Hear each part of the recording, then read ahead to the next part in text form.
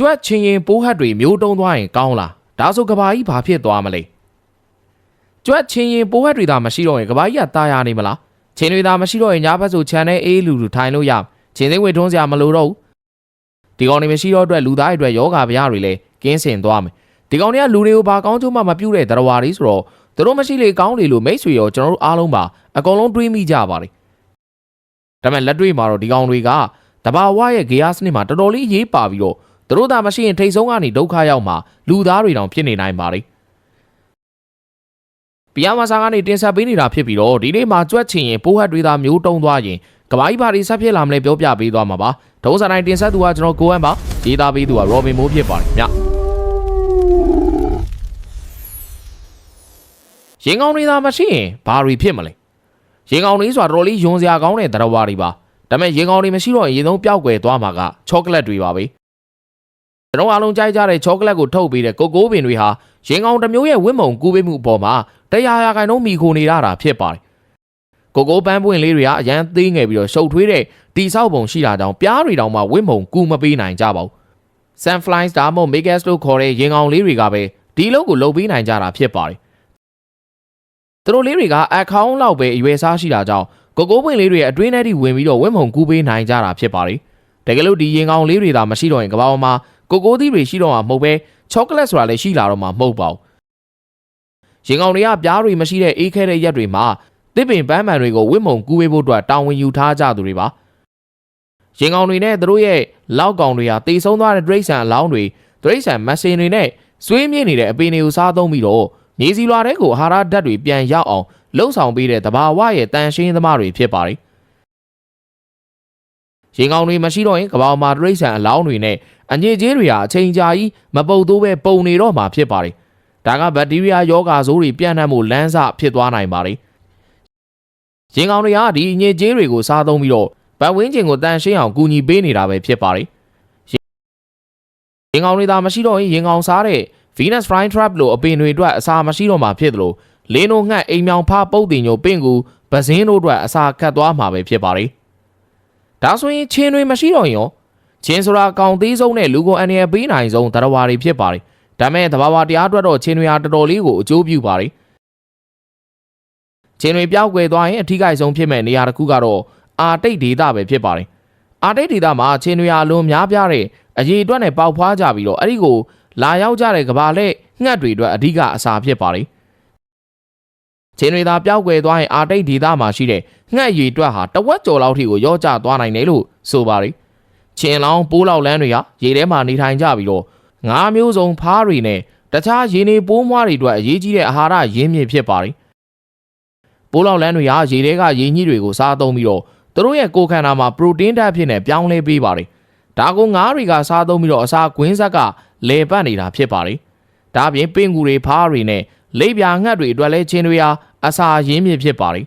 လူတော်များများမသိကြတာကချင်းထီးတွေဟာသွေးမဆုပ်ပဲပန်းဝိရီကိုပဲစားသုံးကြတာဖြစ်ပါတယ်အဲလိုပန်းဝိရီစုပ်ရင်နဲ့သူတို့ဟာပန်းဝင့်မုံကူးပေးတဲ့အခန်းကဏ္ဍမှာပါဝင်နေကြပါလေဥမာဖြင့်အာတိတ်ဒေသမှာပေါက်တဲ့တစ်ခွပန်းတစ်မျိုးဆိုရင်ချင်းတွေကပဲအဓိကဝင့်မုံကူးပေးတာဖြစ်တာကြောင့်ချင်းတွေမရှိရင်ဒီပင်တွေလည်းပျောက်ကွယ်သွားနိုင်ပါလ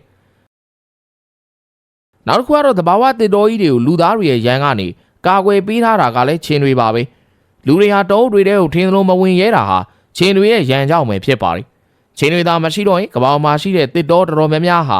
လူသားတွေအလွယ်တကူဝင်ထွက်သွားလာလို့ရသွားတာကြောင့်ပြုံးတီးမှုတွေပို့ပြီးတော့နှုံမြန်သွားတော့မှာပါ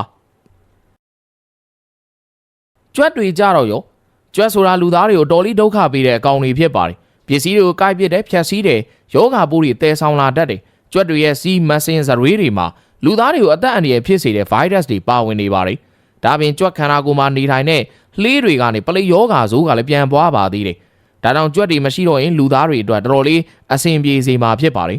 ်ဒါမဲ့တစ်ဖက်မှာတော့များစွာသောဆိုးကျိုးတွေကရှိနေပါတယ်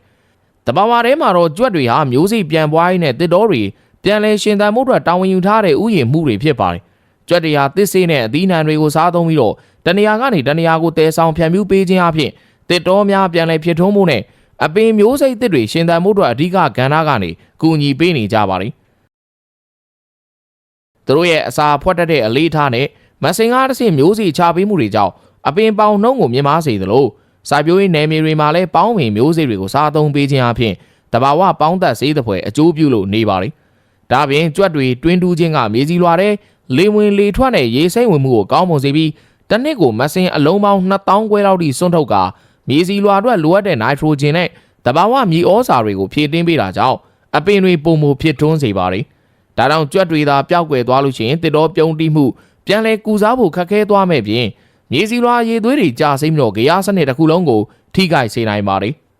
ကြွက်တွေဟာအစာကွင်းဆက်ထဲမှာအလေလက်အဆင့်မှာရှိနေတဲ့တရဝါတွေဖြစ်ပါတယ်တိမ်ငတ်ဇီးကွက်မွေမြေခွေးစတဲ့အသားစားတရဝါများပြားဟာကြွက်တွေကိုအဓိကအစားအစာဖြစ်နေမိဝဲနေကြတာဖြစ်ပါတယ်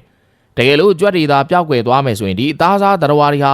အစာပြက်လက်ပြီးတော့မျိုးတုံးမဲ့အန်ဒီယန်နဲ့ရင်ဆိုင်ရနိုင်တယ်လို့တခြားသားကောင်တွေကိုလည်းပြောင်းလဲပြီးတော့အမဲလိုက်ရတော့မှာဖြစ်တဲ့အတွက်ဇီဝစက်ကွင်းပြက်ရွေးမဲ့အခြေအနေကိုရင်ဆိုင်သွားမှာဖြစ်ပါတယ်ပြီးတော့ကျွန်တော်တို့အားလုံးချစ်တဲ့ကင်မာလေးကလည်းလေတဲကလေကြွက်တွေပျောက်ကွယ်သွားမှာကိုလိုချင်မှမထင်ပါဘူးကပောက်ကလေးကရှင်သန်လာတဲ့ပိုးဟတ်တွေမျိုးတုံးသွားရင်ရောပိုးဟတ်တွေကကပောက်မှာနှစ်ပေါင်းတန်း300ကျော်လောက်ကလေးကရှင်သန်လာခဲ့တဲ့သတ္တဝါတွေဖြစ်ပါတယ်သူတို့ကအိမ်ထဲမှာနေယွန်စရာကောင်းပေမဲ့တဘာဝတောတောင်တွေထဲမှာတော့အလွန်အရေးကြီးတဲ့တာဝန်ကိုထမ်းဆောင်နေကြတာပါ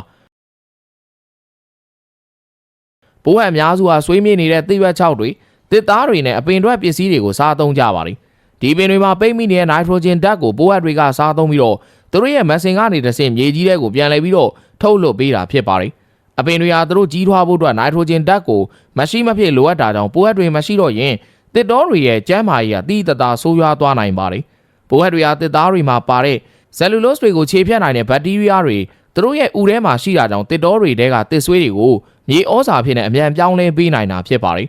ပိုးဟတ်တွေဟာသူတို့ရဲ့ကိုယ်ခန္ဓာမှာပရိုတင်းဓာတ်တွေအများကြီးပါတာကြောင့်အသားစားသတ္တဝါတွေအတွက်အလွန်ဟာရဖြစ်တဲ့အစာပဲဖြစ်ပါတယ်ကယ်ရီတော့ဒီ၄ကောင်ဟာလူသားတွေတဲ့ရန်သူတွေဖြစ်ပေမဲ့တဘာဝတရားအတွက်ကတော့မရှိမဖြစ်လို့တော့မှပြောလို့ရပါတယ်သူတို့မရှိတော့ရင်ကဘာကြီးကတော်တော်လေးကြရက်ရိုက်သွားကြရမှာပါဒီကောင်တွေမရှိတော့ရင်လူသားတွေယောဂါနဲ့ကင်းဝေးမယ်ကျန်းမာရေးစောင့်ရှောက်မှုစရိတ်တွေရော့ကျသွားတာမျိုးရှိတယ်ဆိုပေမဲ့တစ်ဖက်မှာချောကလက်တွေမရှိတော့ဘူးတစ်တော်တွေပြုံးတီးသွားမယ်ငါးတွေငှက်တွေတော်တော်များများထိဆုံးရှုံးရမယ်မြေစီလွာကုန်ခန်းသွားမယ်ဆိုတာတွေဖြစ်လာနိုင်ပါတယ်ဒါကြောင့်လူသားတွေအခုရင်ဆိုင်နေရတဲ့သူတို့ကြောင့်ဖြစ်တဲ့ပြဿနာတွေဟာသူတို့မရှိတော့ရင်ဖြစ်လာမယ့်ပြဿနာတွေထက်အစာပေါင်းများစွာတက်တာတယ်လို့ပဲပြောရတော့မှာပဲဖြစ်ပါတယ်ခင်ဗျာဟုတ်ကဲ့ပါဒီနေ့အတွက်တင်ဆက်မှုကဒီလောက်ပါပဲနောက်နေ့မှနောက်ထပ်အကြောင်းအရာကောင်းလေးနဲ့ကျွန်တော်တို့ပြန်လည်ပြီးတော့တွေ့ဆုံကြပါဦးခင်ဗျအဲ့တော့ channel ကို subscribe လုပ်ပြီးတော့ဘေးနာအကောင်းလုံးလေးနှိပ်ကစောင့်ကြည့်ပေးကြဖို့အားလုံးကိုမေတ္တာရက်ခံပန်ကြားနေပဲကျေးဇူးတူပဲတင်ပါတယ်နောက်နေ့မှပြန်တွေ့ပါမယ်ခင်ဗျာ